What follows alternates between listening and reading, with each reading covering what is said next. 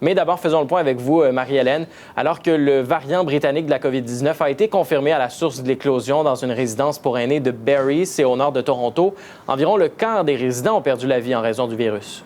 Le bilan s'alourdit chaque jour. Il y a seulement 2 résidents à ce stade-ci qui n'ont pas contracté la COVID-19. La moitié des membres du personnel l'ont contracté aussi. Et on a su un petit peu plus ce qui s'est passé, ce qui est à l'origine de cette éclosion. Donc, c'est un employé asymptomatique qui s'est présenté au travail. Et lors d'un test de routine, on s'est aperçu que cette personne avait la COVID-19. Et à ce stade-là, selon la santé publique, il était déjà trop tard parce qu'en un week-end seulement, déjà 40 cas ont été confirmés. Et ça a compliqué les choses parce que beaucoup de membres du personnel ont dû être placés en quarantaine. Donc, encore ce que les autorités expliquaient aujourd'hui, c'est que c'est difficile de respecter tous les protocoles optimaux pour réduire la propagation dans un contexte comme celui-là, comme par exemple isoler les patients qui ont la COVID-19 de ceux qui ne l'ont pas, ou encore de s'occuper de seulement une unité avec des résidents qui ont la COVID-19.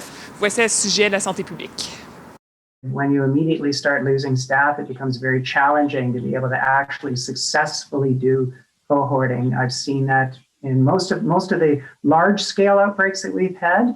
It becomes very challenging, and this moved very quickly. There were over 40 cases that emerged over the course of a single weekend. Parlons vaccination parce qu'on dit vouloir espérer donner la première dose à tous les résidents des foyers pour aînés de la région d'ici mercredi.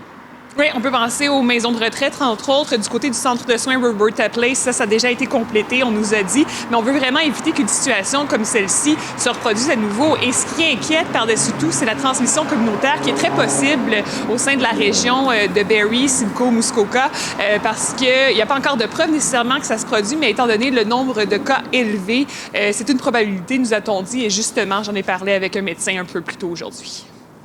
On doit redoubler de vigilance et puis augmenter les moyens de prévention actuels parce que ça ne va pas être suffisant s'il y a un relâchement et que l'on puisse redoubler de vigilance pour surveiller la circulation de ces nouveaux variants parce qu'ils vont se transmettre 2 fois plus que les variants qui étaient en train de se transmettre dans le passé. La santé publique a dit qu'elle sera très attentive prochainement dans les prochains jours pour tenter d'identifier toute trace possible de ce variant ailleurs dans la communauté. Marie-Hélène Rottel à Toronto, merci. Je vous en prie.